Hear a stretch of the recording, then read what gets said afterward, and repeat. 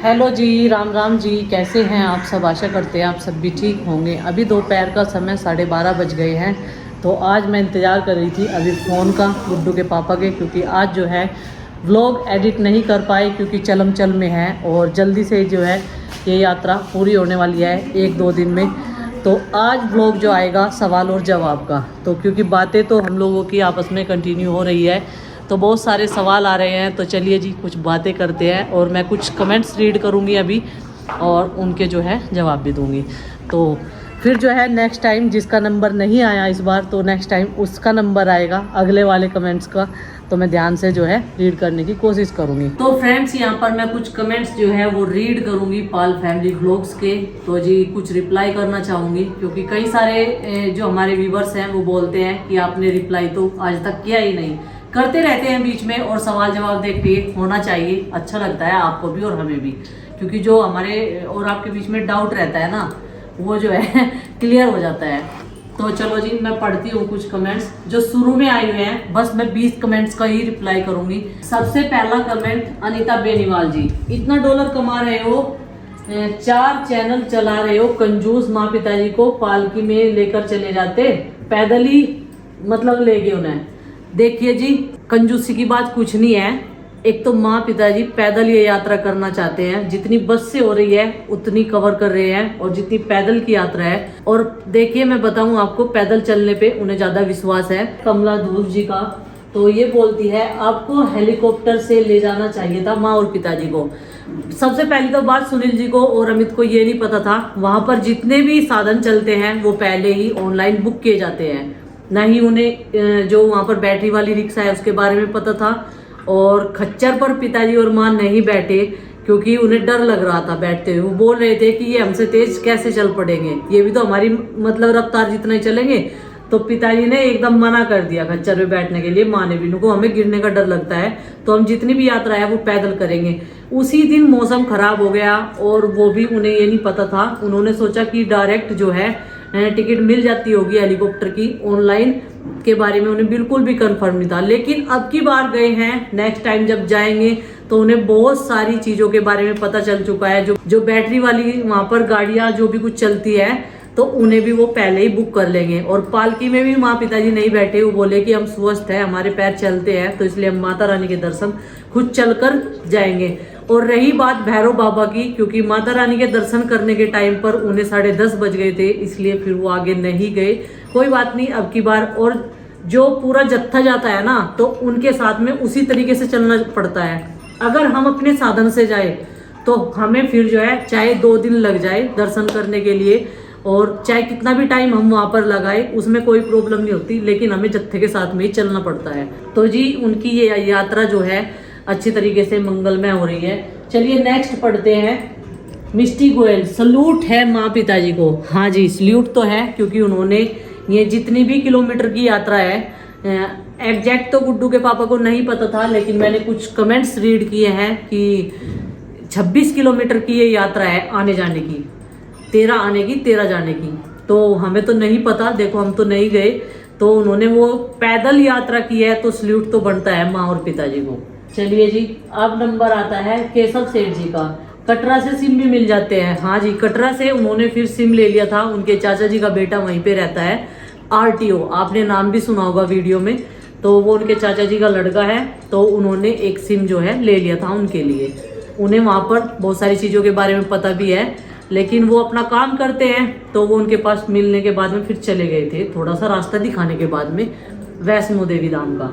Anita Malik, battery rickshaw आपको अर्धकुंवारी से मिल जाती। मैंने बताया ना आपको कि वो ऑनलाइन बुक करनी पड़ती है और खाली नहीं थी। हालांकि वहां पर लॉकर भी नहीं मिल पाए, खाली 10 बजे तक लॉकर खाली होने थे। तो सबसे बड़ी समस्या, छुट्टियों का दिन है तो भीड़ भाड़ बहुत ज्यादा चल रही है, आप सबको पता ही है, क्योंकि सामान के पास में एक बंदा खड़ा हुआ तब जाके दूसरे बंदे ने दर्शन किए हैं। हर जगह उनके साथ में ऐसा ही हुआ है। जब हम पहली बार कहीं जाते हैं ना तो किसी चीज के बारे में हमें नॉलेज नहीं होती है, अक्सर ऐसा हो जाता है। तो अभी नंबर आ गया है चेतना राणा का। तो ये बोल रही है बंदर चाहे कहीं भी हो उनकी आदत वैसी ही होगी। हाँ जी ये बात आपने सही कही, क्योंकि गुड्डू के बाबू बोल रहे थे एक जो इनके जत्थे में था बंदा, उसका प्रसाद फोन सब छीन कर ले गए और पहाड़ों में चढ़ गए बंदर। तो बंदरों की हरकत यही होती है, चश्मा, फोन, बहुत सारी चीजें अपनी जो है बहुत ही सावधानी से वहां पर ले जानी पड़ती है। वो बोल रहे थे जितने जैसे बंदर हमारे यहाँ पर है वैसे ही वहां पर है, बंदर वहां पे बहुत ज्यादा तादाद में है। नेक्स्ट कमेंट है सुनीता मान जी का। इन्होंने बोला है कि भैया आप भैरव बाबा पर नहीं गए, आपने दिखाया नहीं। तो भैरव बाबा पर वो लोग नहीं गए क्योंकि रात काफी हो चुकी थी, और ये जो दर्शन है वो दिन दिन में होते तो वो हालांकि सारी जगह घूम के आते, दर्शन करके आते, फिर वो लोग वापसी हो गए क्योंकि पिताजी की आंखों में रात की रोशनी में लाइट लगती है तो उन्हें चलने में प्रॉब्लम हो रही थी।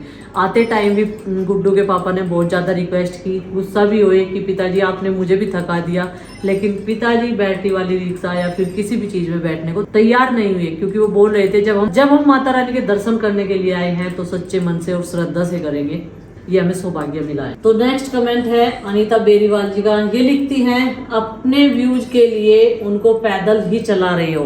तो जी ऐसा कुछ नहीं है, अगर हम बैटरी में वाली रिक्शा में बैठेंगे ना तो तब भी जो है हमारा व्लॉग बनता रहेगा, क्योंकि जो अपडेट है वो अब तक हम लोगों को पहुंचाना होता है, नहीं तो आप सब भी एक दिन में परेशान हो जाते हैं कि आज व्लॉग क्यों नहीं आया। तो जी ऐसा कुछ नहीं था, ये जो है माता रानी ने देखो ना ही तो उनके पैर सूजे हैं और इतने अच्छे से उन्होंने ये यात्रा पैदल की है। बस पूरे इन 9 देवियों के जो दर्शन करने में ये लंबी यात्रा मानी जाती है वैष्णो माता की, तो ये उन्होंने बहुत अच्छे तरीके से जो है पूरी की है। तो इसमें कोई दिक्कत नहीं आई है, ना पैर सूजे हैं, ना चलने में उन्हें कोई प्रॉब्लम हुई है, बहुत बढ़िया हुई है। तो जी एक हमारी सब्सक्राइबर है प्रियांशी सैनी, तो वो अमित के लिए रिश्ता बता रही है। तो जी मैं आपको बता दूं अमित की शादी, हम लोग रिश्ते की वेट कर रहे हैं कि रिश्ता आए और हम जो है फटाफट से अमित की शादी कर दें इन सर्दियों में ही, जब तक बात पक्की हो जाए और एंगेजमेंट हो जाए, क्योंकि उसके बाद में ही हमें तुरंत पूजा की शादी करनी है। और अमित ने इंटर कर रखी है, अप्रेंटिस कर रखी है, IIT कर रखी है, और एक यूट्यूबर है और वो ब्लॉग में भी एक जॉब करता है छोटी सी, ज़्यादा बड़ी नहीं मैं बोलूँगी, छोटी सी, और उसका अच्छा खासा गुजारा चल रहा है। और उसने अभी अपना घर को जो है रेनोवेशन करा लिया है, आपने देखा ही है, रेनोवेशन क्या बना लिया है पूरे घर को अच्छे से। तो ये है उसकी क्वालिफिकेशन, मैं बताऊँ आपको, सीधा साधा लड़का है, भोला वाला। तो जी आप जो है रिश्ता भी करवाए तो अच्छी सी लड़की से करवाए जो उसके घर को संभाल सके और उसकी इस YouTube जर्नी में उसकी हमसफ़र बन सके। तो रही बात फ़ोन नंबर की, तो जी आप नंबर हम सोशल मीडिया में सबके सामने तो नहीं दे सकते, लेकिन आप sunilpal.com Gmail पर कांटेक्ट कीजिए तो वहाँ पर आपको नंबर जो है मिल जाएगा। तो जी एक हमारी सब्सक्राइबर है महक सरस्वत जी, तो जी उनके हस्बैंड जो है बहुत ज़्यादा बीमार है और उन्हें 1 साल हो गया उदयपुर हॉस्पिटल के चक्कर काटते काटते। तो मैं चाहती हूँ कि आप सब जो हैं उनके लिए प्रे करें, हम लोग तो कर ही रहे हैं क्योंकि उनके मैसेज भी आते रहते हैं इंस्टाग्राम पर और व्हाट्सएप पर। तो जी आप सब बहुत सारी प्रे कीजिए कि जल्द से जल्द उनके हस्बैंड जो है ठीक होकर घर वापस आ जाइए। पता नहीं किसकी दुआ कहाँ पर क्या काम करती है, तो इसलिए मैं आप सबसे विनती करती हूँ कि प्लीज़ आप लोग भी प्रे कीजिए। तो नेक्स्ट कमेंट पढ़ते हैं, आयुषी सहगल का है और ये बोल रही है मैं तो इमोशनल हो गई, आंखों में खुशी के आंसू आ गए माँ पिताजी की हिम्मत देखकर। हाँ जी, माँ पिताजी ने बहुत हिम्मत की है और इतनी हिम्मत शायद मेरे अंदर भी ना हो और मेरी और भी फैमिली मेंबर के अंदर भी ना हो, क्योंकि मुझे तो पहले ही ऐसा लगता है कि हम लोग कैसे मतलब वहाँ पे जाएंगे पैदल के रास्ते, वो भी क्योंकि थोड़ा सा चलते ही हम लोगों की सांस फूलने लगती है, वो तो चढ़ाई वाला रास्ता है। तो माँ पिताजी ने बहुत हिम्मत दिखाई है। तो फाइनली मैंने आपके कुछ सवालों के जवाब दे दिए और नेक्स्ट टाइम फिर बात करेंगे। तो चलिए जी, कल मिलते हैं एक अच्छे से व्लॉग के साथ में। आज कुछ ज़्यादा रिकॉर्ड नहीं कर पाई मैं और आज पूरा टाइम बहुत ज़्यादा बिजी था मेरा बिजी तो रोज ही रहता है, तो आज मैं पशुओं के साथ में ज़्यादा बिजी थी। तो आज मिस्त्री भी नहीं आए थे, उधर की तो टेंशन कोई थी नहीं मुझे, लेकिन आज उनके साथ में ज़्यादा बिजी रही मैं। तो खैर चलिए कोई बात नहीं, कल अपना रूटीन जो है लेकर आते हैं आपके साथ में। और गुड्डू भी आज घर चली गई थी, पूजा के पास में पूजा के लिए थी, क्योंकि अंकित जो है वो ड्यूटी चला गया था। तो ऐसा चलता रहता है, जब भी कोई सा अकेला होता है तो दूसरा उसके पास में मदद करने के लिए पहुंच जाता है। तो फिलहाल मुझे अभी यार उसको नीचे से लेके आना है और बाकी सब बच्चे यहीं पे सोएंगे। तो चलो जी, मिलते हैं सुबह के टाइम। और हाँ देखिए दोस्तों, गुड्डू के पापा का ये ड्रीम था कि जब भी मैं माँ पिताजी को वैष्णो देवी लेकर जाऊँ तो हेलीकॉप्टर में यात्रा जरूर करवाऊँ, लेकिन ये उनका ड्रीम जो है वो अधूरा रह गया।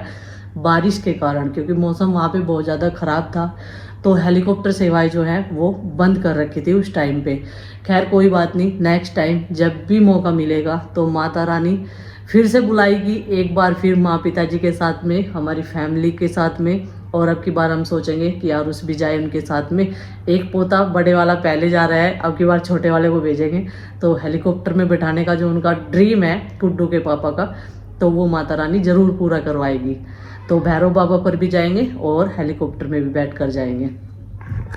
तो जी उनका इरादा ऐसा कुछ नहीं था कि माँ पिताजी थके, क्योंकि वो तो खुद ही नहीं इतना चल पाते। मैं तो मतलब एक्सपेक्ट भी नहीं कर रही कि गुड्डू के पापा ने माँ पिताजी के साथ में इतने चल लिए, क्योंकि सीढ़ियाँ चढ़ते हर किसी की सांस फूलती है जब थोड़ा वेट बढ़ जाता है।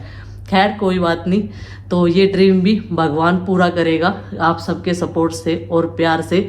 तो बहुत सारा प्यार दीजिएगा और बहुत सारा सपोर्ट कीजिएगा कि आगे की जितनी भी यात्रा है वो सफलतापूर्वक वो अपनी पूरी कर ले। और साथ ही साथ में हम और आप भी तो माता रानी के दर्शन कर रहे हैं, और 9 की 9 देवियों की हम भी ये यात्रा कर रहे हैं। हमारा भी इसमें सच जाए थोड़ा सा देखिए, क्योंकि जैसे ही हम ब्लॉग पूरा देखते हैं तो ये समझो कि हमने भी ये यात्रा कर ली घर बैठे ही।